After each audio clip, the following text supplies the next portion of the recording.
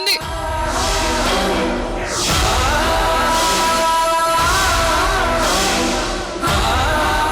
అందుకే నా ప్రాబ్లంని నేనే సాల్వ్ చేద్దామని ఇక్కడికి వచ్చాను.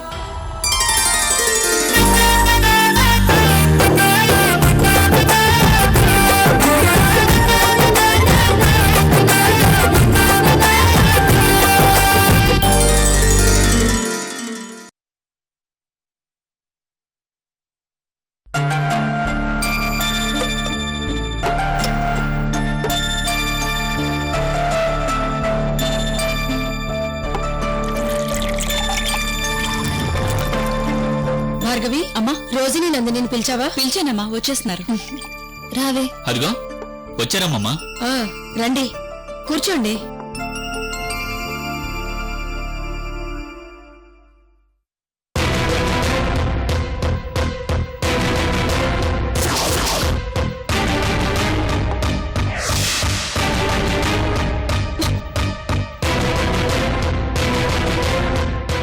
ఇషా, లే.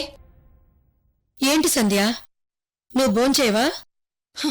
భోజనం చేయాలనున్నా మీరు మాత్రం తినే విధంగా చేయడం లేదు కదా. అంటే అంటే నాకు చిన్నప్పటి నుంచి పేషెంట్లంటే చాలా అసహ్యం.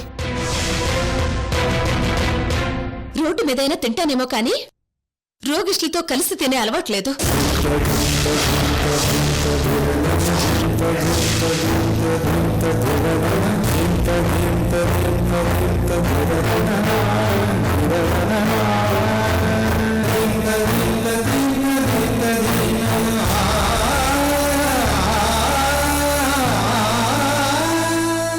సంధ్య, ఏంటా మాటలు?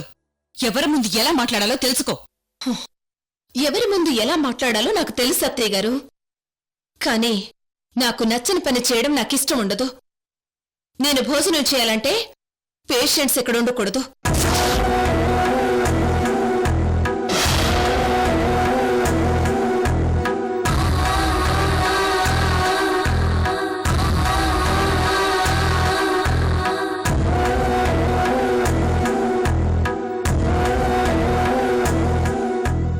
నేను భోజనం చేయాలంటే నా ఫ్రెండ్ కూడా ఇక్కడే భోజనం చేయాలి. రోజీ, పర్లేదులే, నేను తర్వాత తింటాను, ముందు తన్ని తిన్నివ్వు. ఏంటే, ఆవిడేదో అందని చెప్పి నిన్ను ఇక్కడి నుంచి పంపించేయాలా? నా ఫ్రెండ్కి అవమానం జరగడానికి నేను ఒప్పుకోను. నువ్వు కొంచెంసేపు మాట్లాడకుండా ఉండు. ఏంటిది? ముందు కూర్చో. అన్నం తినేటప్పుడు ఈ గొడవ ఏంటి? ఏంటి మీరు కూడా మీ చెల్లికి సపోర్ట్గా నోరు పెంచుతున్నారు? నాకు నచ్చని విషయం చెప్పాను, అంతే. చూడు సంధ్య, ముందు ఇంటికొచ్చిన అతిథుల్ని గౌరవించడం నేర్చుకో. రేపు నీ ఫ్రెండ్ ఎవరైనా ఇలాంటి పరిస్థితిలో వస్తే, మేం అవమానిస్తే నీకెలా ఉంటుందో ఒక్కసారి ఆలోచించు. అవతల వాళ్ళు ఎంత బాధపడతారో గ్రహించు. సంధ్య, వంటలో ఉప్పు ఎక్కువైనా పర్వాలేదు గాని మనిషిలో తప్పులు ఎక్కువ ఉండకూడదు.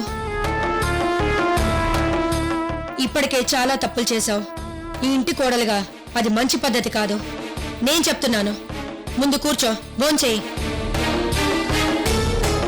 అమ్మమ్మ చెప్తాను కదా, ముందు కూర్చో. కూర్చో.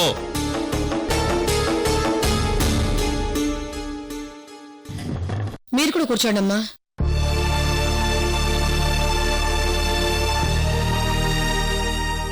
సారీ అమ్మా, తన మాటల్ని పట్టించుకోవద్దు. అయ్యో, తనని నేను వదినగానే అనుకున్నాను కాబట్టి తనేమన్నా పట్టించుకోను.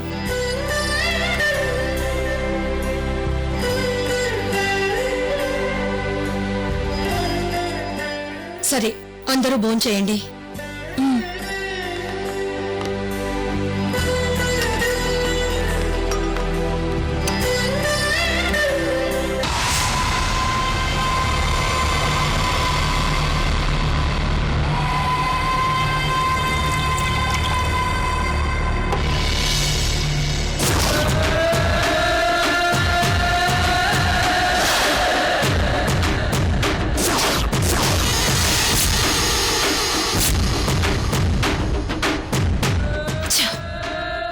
ఈ ఇంట్లో నాకు విలువే లేకుండా పోతోంది. ప్రతి వాళ్ళు నన్ను నిందిస్తున్నారు.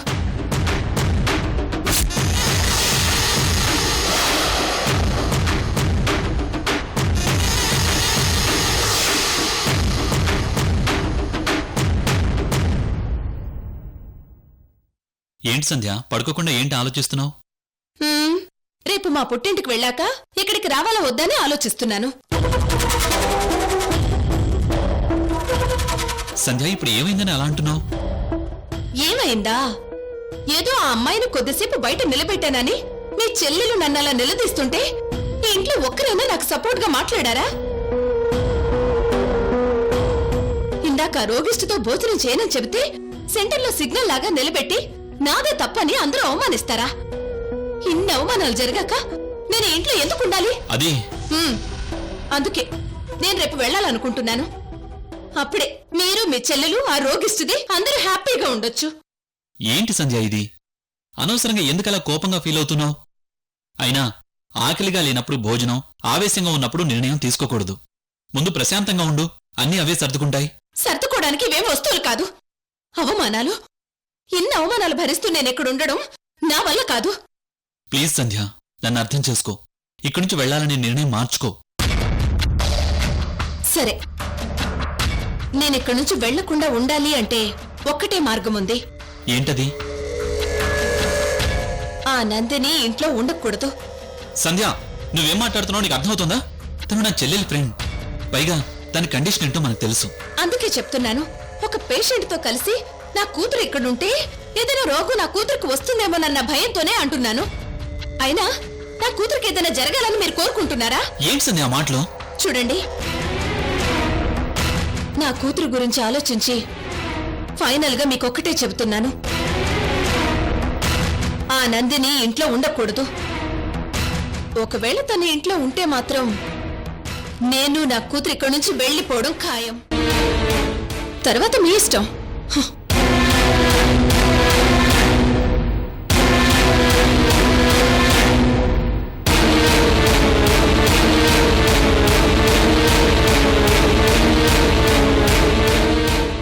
సరే సంధ్య, నువ్వు అప్పుడే ఫిక్స్ అవ్వకు. నేనిప్పుడే అమ్మమ్మతో మాట్లాడి ఓ పరిష్కారం ఆలోచిస్తాను.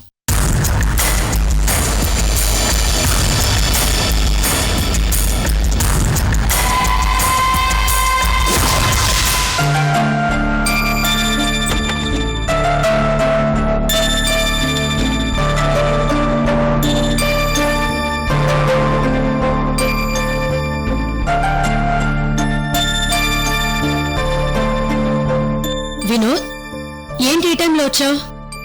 నీతో ఓ విషయం మాట్లాడాలి. కూర్చో.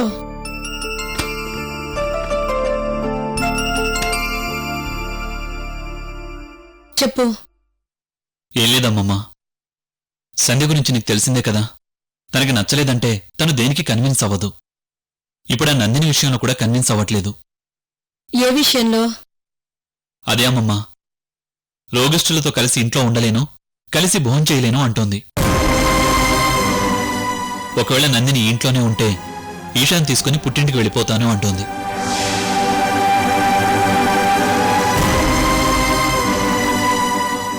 తను వెళ్ళిపోతున్నందుకు నాకు బాధగా లేదు. కాకపోతే మనం బలవంతంగా బయటికి గెంటేశామని మన మీద లేనిపోనివి చెప్పి మన పరువు, మన ఇంటి పరువు తీస్తుంది. అందుకే భయంగా ఉంది. అయితే ఇప్పుడు ఏం చేయమంటావురా? ఏం లేదమ్మమ్మా, అటు సంధ్య ఫీల్ అవ్వకుండా ఇటు రోజీ ఫీల్ అవ్వకుండా ఒక ప్లాన్ ఆలోచించాను. ఏంటది? మనకు చాలా గెస్ట్ హౌస్లు ఉన్నాయి కదా, ఒక దాంట్లో ఆ నందిని నుంచి అవసరమైతే మనమే ట్రీట్మెంట్ ఇప్పిద్దాం. అప్పుడు ఎవరికీ ఏ సమస్య ఉండదు.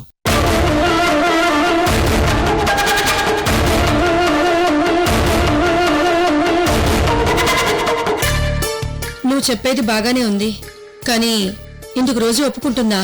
నువ్వు చెప్తే తను ఖచ్చితంగా కన్విన్స్ అవుతుంది. లేదంటే ఈ ఇంట్లో రోజు రోజుకి గొడవలు వస్తూనుంటాయమ్మమ్మా. ఒక్కసారి ఆలోచించు.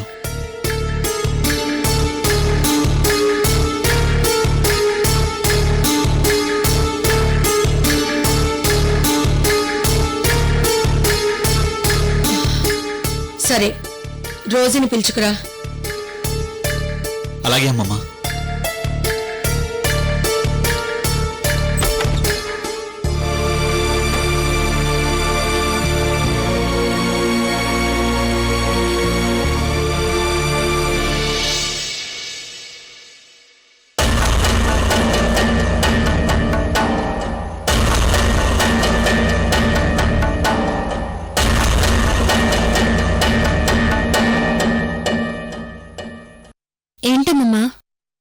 గెలిచారంట? చూడమ్మా రోజీ, మన చేతివేళ్లు ఒకేలా సమానంగా లేనట్టే ఒక ఇంట్లో ఉన్న మనుషులు కూడా ఒకేలా ఉండరమ్మా. ఫ్యామిలీలో చిన్న చిన్న గొడవలొచ్చినప్పుడు మనమే సాల్వ్ చేసుకోవాలి, లేదంటే చాలా ప్రాబ్లమ్స్ వస్తాయి. ఇదంతా నాకెందుకు చెప్తున్నావమ్మా? ఏం లేదు రోజీ, నందిని వచ్చిన దగ్గర నుంచి సంధ్య చాలా కోపంగా ఉంది. నందిని ఇంట్లో ఉంటే తన కూతుర్ని తీసుకుని సంధ్య పుట్టింటికి వెళ్తానని చెప్తోందట. అందుకే అందుకే నందినిని మన గెస్ట్ హౌస్ లో ఉంచుదాం. అది కూడా మన ఇల్లే కదా, అప్పుడు ఎవరికీ ఏ సమస్య ఉండదు.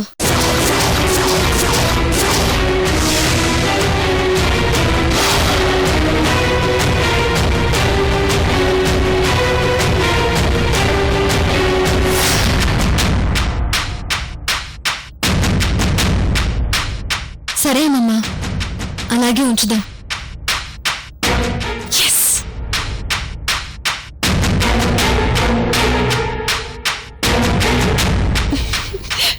కాకపోతే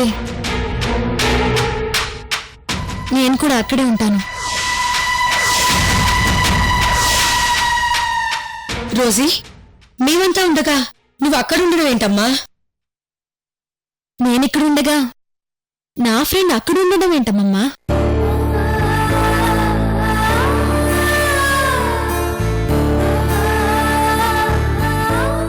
ఎవరో ఏదో బాధపడుతున్నారంటే నా ఫ్రెండ్ని అలా పంపిస్తానని ఎలా అనుకున్నారు? తను ఏ పరిస్థితిలో ఉందో మీకు తెలుసు. అయినా ఇలా అంటున్నారేంటమ్మమ్మా?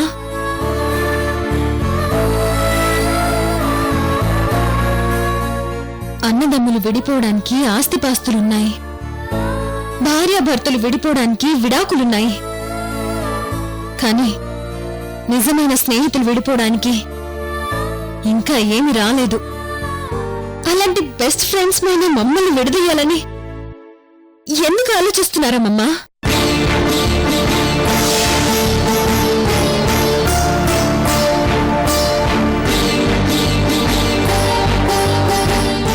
నువ్వు లేకపోతే నేను లేనని చెప్పేది ప్రేమ. నేను లేకపోయినా నువ్వుండాలని కోరుకునేది స్నేహం. అలాంటి స్నేహంలో మేము 15 సంవత్సరాలు కలిసి బతికాం. ఇప్పుడు మమ్మల్ని వేరు చేయాలని చూస్తున్నారు. ఇది న్యాయం కాదమ్మమ్మా.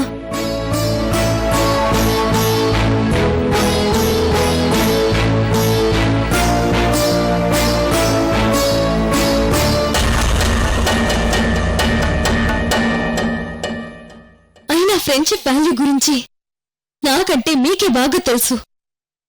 అలాంటిది మా ఇద్దరి మధ్య దూరం పెంచాలని ఎందుకు అనుకున్నారు?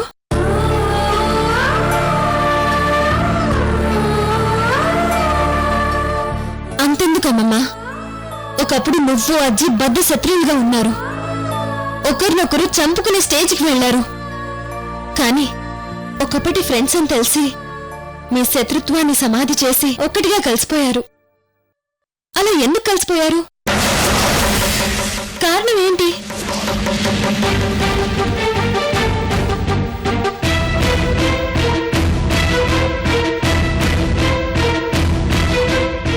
తను అడుగుతుంది కదా రోజీ, సమాధానం చెప్పు.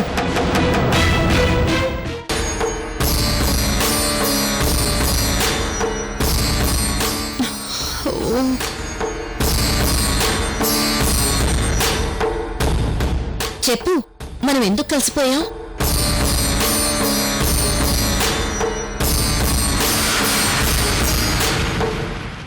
ఎందుకంటే స్నేహం అనేది కలుపుతుంది తప్ప విడదీయదు కాబట్టి. మన మధ్య స్నేహబంధం అలాంటిది. సూర్యుడితో స్నేహం పగల్నుంచి రాత్రి వరకే, వెన్నెలతో స్నేహం రాత్రి నుంచి పగలు వరకే. కాని మనిద్దరి స్నేహం పరిచయం నుంచి ప్రాణం వరకు అని తెలుసుకున్నాం కాబట్టే అలా కలిసిపోయాం.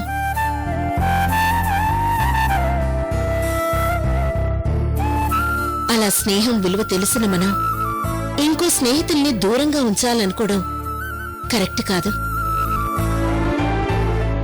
అలా విడిపోయి వాళ్ళెలా ఉండగలరో ఒక్కసారి ఆలోచించు.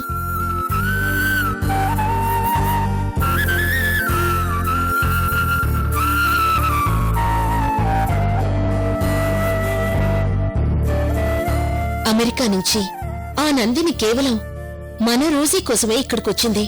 పైగా తను చావు బతుకుల మధ్య ఉంది. ఆ బతికే 4 రోజులైనా తన స్నేహితురాలతో హాయిగా గడపాలనుకుంది. ఇలాంటి టైంలో ఆ అమ్మాయికి ఆనందాన్నివ్వాలే తప్ప బాధనివ్వకూడదు.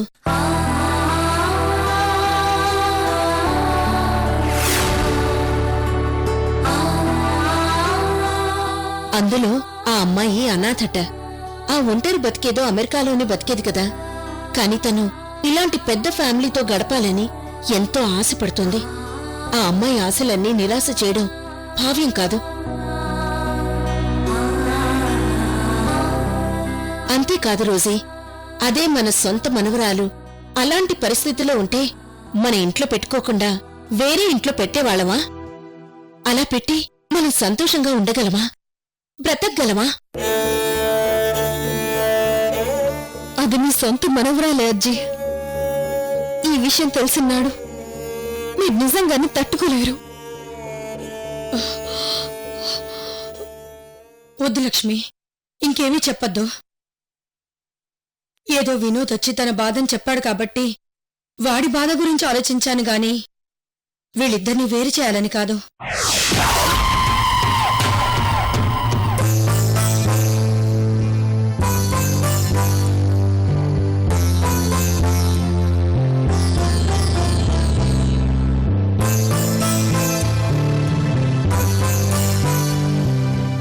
సారీ రోజీ, నిన్ను తెలియకుండానే చాలా బాధ పెట్టాను. ఇప్పుడు చెప్తున్నాను విను. నీ ఫ్రెండ్ నందిని ఇక్కడే ఉంటుంది. ఎవరికోసమో తను ఎక్కడికి వెళ్లాల్సిన అవసరం లేదు.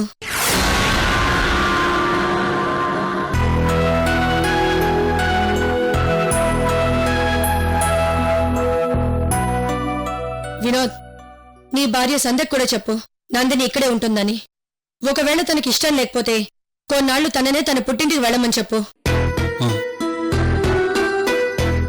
ఇదేంట్రా దేవుడా, నేనేదో బ్లాక్మెయిల్ చేద్దామనుకుంటే ఇలా రివర్స్ అయిందేంటి?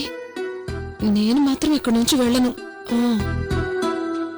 అమ్మ రోజీ, ఇక్కడ జరిగింది మర్చిపోయి నీ ఫ్రెండ్తో హ్యాపీగా ఉండు. అలాగే అజ్జీ.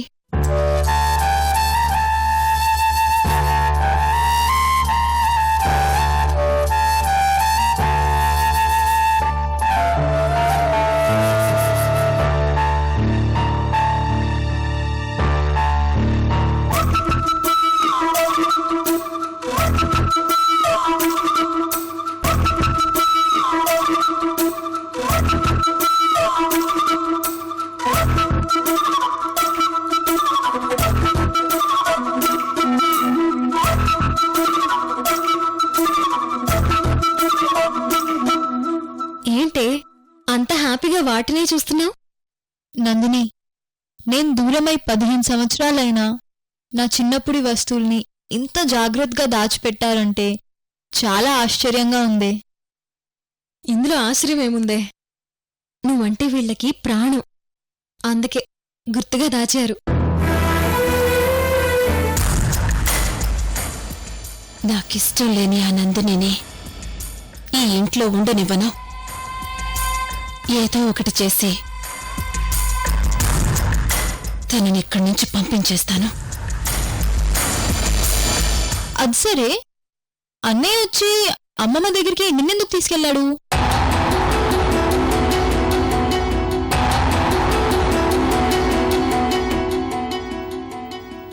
ఏం లేదే, మీ ఫ్రెండ్ విషయంలో జరిగిన దానికి ఏమీ అనుకోవద్దని చెప్పు. తనకేం కావాలన్నా మొహమాటం లేకుండా అడగమని చెప్పు అని చెప్పారు. నా ఇంట్లో నాకు మొహమాటం ఏంటే?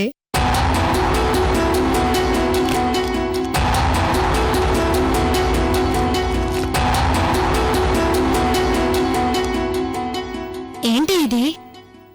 రేపు రాఖీ పండగ కదా, అందుకే వచ్చేటప్పుడు 2 రాఖీలు తెచ్చాను.